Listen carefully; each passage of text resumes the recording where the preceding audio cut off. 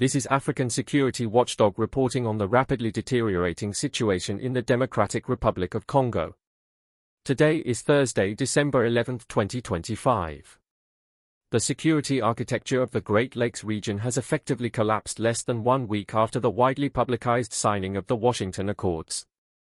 On December 4, President Donald Trump hosted Rwandan President Paul Kagame and DRC President Felix Tshisekedi at the White House for what was billed as a definitive peace deal. The administration championed this agreement as a triumph of transactional diplomacy, prioritizing bilateral access to strategic minerals like cobalt and coltan in exchange for security guarantees. However, intelligence from the ground confirms that this deal is already obsolete.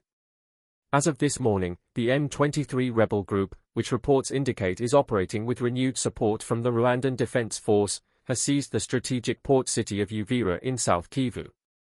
This is a catastrophic breach of the ceasefire. Uvira is not just a town, it is the second largest city in the province and a critical commercial gateway on Lake Tanganyika, bordering Burundi. Its capture effectively cuts off a vital supply line for the Congolese government and isolates the southern sector of the Eastern Front.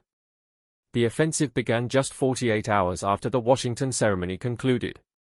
M23 forces, utilizing advanced heavy artillery and coordinated drone strikes, capabilities that far exceed typical insurgent arsenals, first overran the town of Luvungi before pushing south. The speed of this advance has overwhelmed the Congolese FARDC units and their allies. We have received confirmed reports that Burundian troops, who were deployed to assist the DRC, have been forced to retreat across the border back into Burundi to avoid total encirclement. The human cost of this diplomatic failure is immediate and staggering. In the last 4 days alone, over 400 civilians have been killed in the crossfire. Aid organizations estimate that 200,000 people have been displaced, creating a massive refugee bottleneck at the Burundian border. Critically, the Trump deal focused heavily on economic integration and mining contracts for American companies but lacked an enforceable enforcement mechanism for the demilitarization of the region.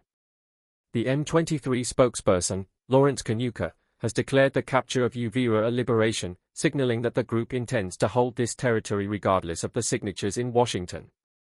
The DRC government has formally accused Rwanda of sabotaging the peace process before the ink was even dry, citing the presence of uniformed Rwandan special forces in the assault on Uvira. Kigali denies these charges, pointing to the collaboration between the Congolese army and the FDLR militia as the root cause of the escalation. What we are witnessing is a total disconnect between Washington's diplomatic narrative and the military reality in the Kivus. The ceasefire is dead. The M23 now controls a contiguous belt of territory that threatens to destabilize not just the Congo, but the entire East African community. As the White House touts a victory on paper, the people of Eastern Congo are facing their darkest month in years. This is African Security Watchdog. We will continue to monitor the offensive.